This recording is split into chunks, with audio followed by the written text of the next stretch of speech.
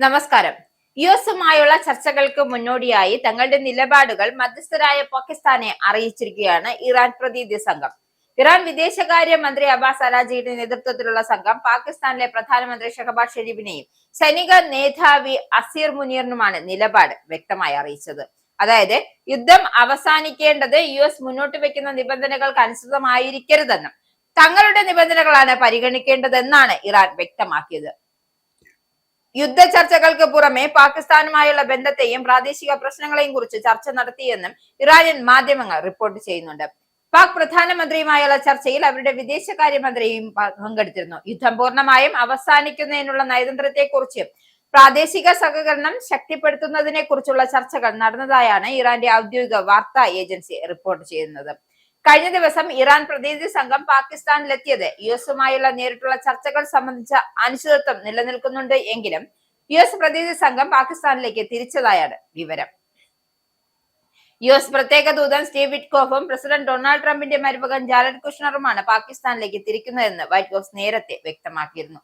ചർച്ചാ സാധ്യതകൾക്കിടയിലാണ് യുഎസിന് മുന്നറിയിപ്പുമായി ഇറാൻ പ്രതിരോധ സേനയും രംഗത്തെത്തിയത്. എന്തായാലും യുഎസ് നാവിക ഉപരോധം തുടർന്നാൽ ശക്തമായ പ്രതിരോധം ഉണ്ടാകും എന്ന ശക്തമായ മുന്നറിയിപ്പ് തന്നെയാണ് നൽകിയിരിക്കുന്നത്. എന്തായാലും ഇറാന്റെ സായുധ സേനയ്ക്ക് രാജ്യത്തിന്റെ പരമാധികാരം, അതിർത്തി, ദേശീയ താൽപര്യങ്ങൾ എന്നിവയ്ക്ക് സംരക്ഷിക്കാൻ മുമ്പത്തേക്കാൾ കൂടുതൽ ശക്തിയും സന്നദ്ധതയും ഉണ്ട് എന്ന് അമേരിക്ക തിരിച്ചറിയണം. ഇറാൻ സൈന്യത്തിന്റെ ആക്രമണശേഷി അമേരിക്കൻ സൈന്യം ഇതിനകം തന്നെ അനുഭവിച്ചറിഞ്ഞിട്ടുണ്ട്. ഖത്തം അൽ അൻവിയ സെൻട്രൽ ആസ്ഥാനം പുറത്തിറക്കിയ പ്രസ്താവനയിലാണ് ഇക്കാര്യം വ്യക്തമാക്കിയത്. സമാധാനത്തിനുള്ള വാതിലുകൾ അടഞ്ഞിട്ടില്ല എന്ന് ഇറാൻ വിദേശകാര്യമന്ത്രി പറയുമ്പോഴും പരസ്പരം വിശ്വാസമില്ലാത്ത ചർച്ചകളെ തളർത്തുകയാണ്. അതായത് പരസ്പരം അങ്ങോട്ടും ഇങ്ങോട്ടും ഇവർക്ക് തമ്മിൽ ഒരു യാതൊരു തരത്തിലുള്ള വിശ്വാസവുമില്ല. അതുകൊണ്ട് സ്വാഭാവികമായും ഇത് ചർച്ചകളെ കാര്യമായി തന്നെ ബാധിക്കുകയാണ്. ട്രംപിന്റെ കടുത്ത നിലപാടുകളും ഇറാന്റെ വിട്ടുവീഴ്ചയില്ലാത്ത സമീപനവും പശ്ചിമേഷ്യയെ മറ്റൊരു വലിയ യുദ്ധത്തിലേക്ക് നയിക്കുമോ എന്ന ഭീതിയിലാണ് ലോകം.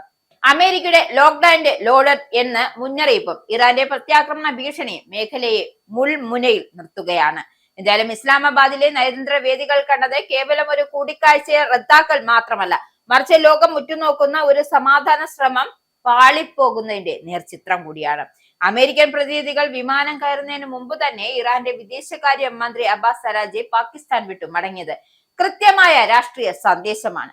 തങ്ങളുടെ നിലപാടുകളിൽ ഒരിഞ്ച് പോലും വിട്ടുവീഴ്ചയില്ല എന്ന് ടെഹ്റാൻ പ്രഖ്യാപിക്കുമ്പോൾ പഴയ പരമാവധി സമ്മർദ്ദ തന്ത്രവുമായി ട്രംപ് തിരിച്ചെത്തുകയാണ്. ഈ ശീതയുദ്ധം പശ്ചിമേഷ്യയെ ഒരു സ്ഫോടകാത്മകമായ സാഹചര്യത്തിലേക്കാണ് തള്ളിവിടുന്നത്. ഇറാന്റെ ആഭ്യന്തര രാഷ്ട്രീയത്തിൽ നിലനിൽക്കുന്ന അവ്യക്തമായ ചർച്ചകളെ ബാധിക്കുന്നുണ്ട് എന്ന വാഷിംഗ്ടന്റെ വാദം തള്ളിക്കളയാനാവില്ല. രാജ്യം കടുത്ത ഊർജ പ്രതിസന്ധിയിലൂടെ കടന്നു പോകുമ്പോഴും സൈനികമായ കരുത്ത് പ്രകടിപ്പിക്കാനാണ് ഭരണകൂടം ശ്രമിക്കുന്നത്. വൈദ്യുതി നിയന്ത്രിക്കാൻ പ്രസിഡന്റ് മസൂദ് പെഷഷ്കിയാൻ ജനങ്ങളോട് ആഹ്വാനം ചെയ്തത് ഇതിന്റെ സൂചന കൂടിയാണ്.